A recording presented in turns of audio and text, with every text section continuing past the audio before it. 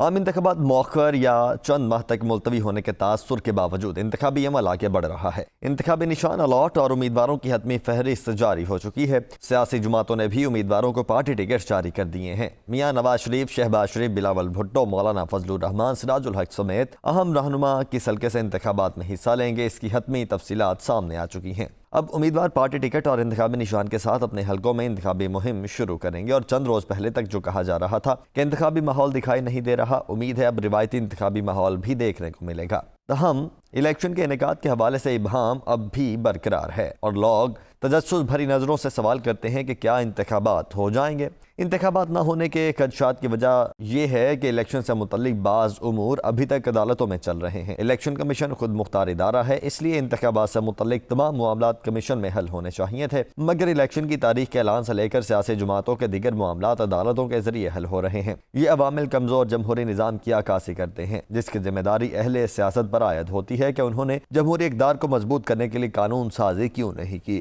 جمہوری معاشروں میں اداروں کو بااختیار بنا کر نظام کو مضبوط بنایا جاتا ہے، جبکہ ہم آج بھی شخصیت کے سحر سے نکل کر سوچنے کے لیے تیار نہیں۔ نیب احتساب کا ادارہ ہے جسے ہر حکومت نے حریفوں کے خلاف استعمال کیا۔ ہر اپوزیشن نے نیب قوانین میں اصلاحات کا مطالبہ کیا، لیکن جب وہی سیاستدان اپوزیشن سے حکومت میں آ گئے تو انہوں نے نیب قوانین میں اصلاحات کی ضرورت محسوس نہیں کی۔ سیاستدان اپنے حصے کا کام نہیں کرتے تو خود بھی مشکلات کا شکار ہوتے ہیں، اور ملک و قوم کو بھی اس کی قیمت چکانا پڑتی ہے۔ سیاستدانوں کو پارلیمان کے امور میں مداخلت سے ہمیشہ شکوہ رہا ہے۔ یہ شکوہ بہت حد تک بجا بھی ہے، کیونکہ کبھی مارشل لا لگا کر اور کبھی عدلیہ کے ذریعے پارلیمان سے اختیارات چھینے گئے، لیکن یہ بھی تلخ حقیقت ہے کہ کبھی ایک کبھی دوسری سیاسی جماعت نادیدہ قوتوں کو کندھا فراہم کرتی رہی۔ الیکشن 2018 میں مسلم لیگ نون کو شکوہ تھا کہ ایک لاڑلے کو اقتدار میں لانے کے لیے ان کے ووٹ پر ڈاکہ ڈالا گیا۔ آج تحریک انصاف کو شکایت ہے کہ اسے انتخابات سے باہر کرنے کی منصوبہ بندی کی جا رہی ہے۔ عمومی تاثر یہ ہے کہ جس طرح بانی پی ٹی آئی کو لایا گیا، اسی طرح سے آئندہ انتخابات میں مسلم لیگ نون کے لیے راہ ہموار کی جا رہی ہے۔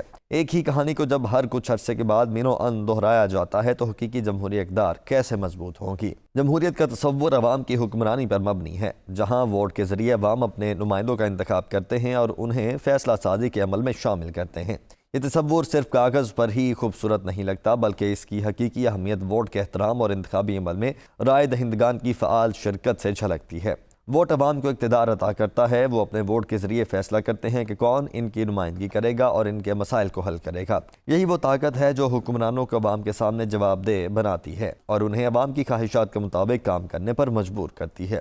ووٹ کے ذریعے ہر فرد کو یہ یقین ہوتا ہے کہ ان کی آواز سنی جائے گی اور ان کی رائے کو اہمیت دی جائے گی۔ یہ مساوات اور انصاف کی ضمانت ہے، کیونکہ ووٹ کے ذریعے ہر فرد کو اپنے حقوق کے تحفظ کا موقع ملتا ہے۔ جب عوام اپنے ووٹ کو اہمیت دیتے ہیں اور اسے آزادانہ اور ذمہ دارانہ طور پر استعمال کرتے ہیں تو اس سے احترام اور ذمہ داری کا کلچر پروان چڑھتا ہے۔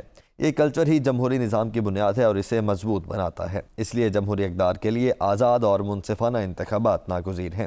عوام کو ایسا ماحول فراہم کرنا جہاں وہ کسی دباؤ یا خوف کے بغیر اپنے ووٹ کا استعمال کر سکیں، اہل سیاست کی اولین ذمہ داری ہونی چاہیے۔ اس کے لیے غیر جانبدارانہ اور منصفانہ الیکشن کمیشن، آزاد عدلیہ اور مضبوط جمہوری اداروں کی ضرورت ہے۔ عوام کا سیاسی شعور اور آگہی بھی انتہائی اہم ہے۔ وہ اپنے ووٹ کا استعمال جذبات یا نعروں کی بنیاد پر نہیں، بلکہ امیدواروں کی پالیسیز، ان کے ماضی کی کارکردگی اور ان کے مستقبل کے وعدوں کے جائزے کے بعد کریں۔ یہی ذمہ دارانہ ووٹنگ جمہوری نظام کی ترقی میں کلیدی کردار ادا کرتی ہے۔ ووٹ سے ہی مختلف طبقات اور اقلیتوں کو حکومتی فیصلوں میں نمائندگی ملتی ہے۔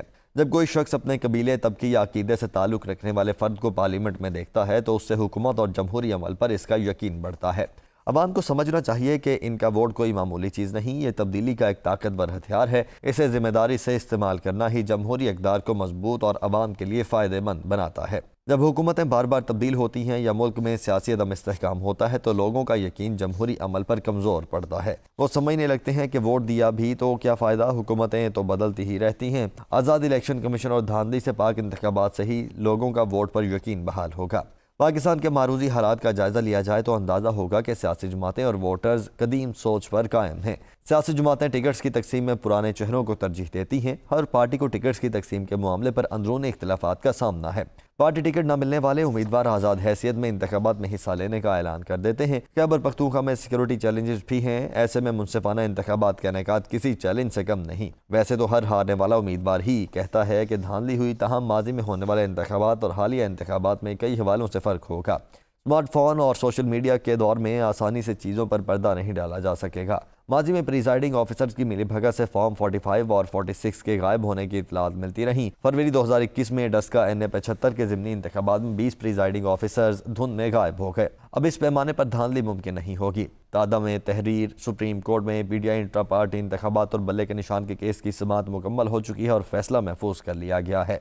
बल्ले का निशान मिलने की सूरत में PTI की पोजीशन मजबूत होगी और किसी हद तक उस गिले शिकवे भी कम हो जाएंगे। लेकिन अगर PTI को इसका इंतखाबी निशान नहीं मिलता तो पार्टी के लिए इसके असरात खारिज-ओ-ज़िम्कान नहीं। खुशाइंद ये है कि तमाम तर तहफ़्फ़ुज़ात के बावजूद PTI इलेक्शन से राह फ़रार इख्तियार नहीं कर रही। इलेक्शन के मराहिल में पेशरफ्त और इबहाम शायद तयशुदा स्ट्रेटजी के तहत है ताकि इलेक्शन भी हो जाएं और इलेक्शन मुलतवी कराने वाली पस पर्दा कुव्वतें मौजूअ बहस भी ना बने। ये उसी सूरत हो सकता था जब तवज्जो दूसरी जानिब मबज़ूल रहे, और अगर इलेक्शन के बाद अदम इस्तेहकाम जारी रहता है तो उस सूरत में भी जवाज़ हो कि हमने तो पहले ही कह दिया था कि इलेक्शन के लिए हालात साज़गार नहीं थे।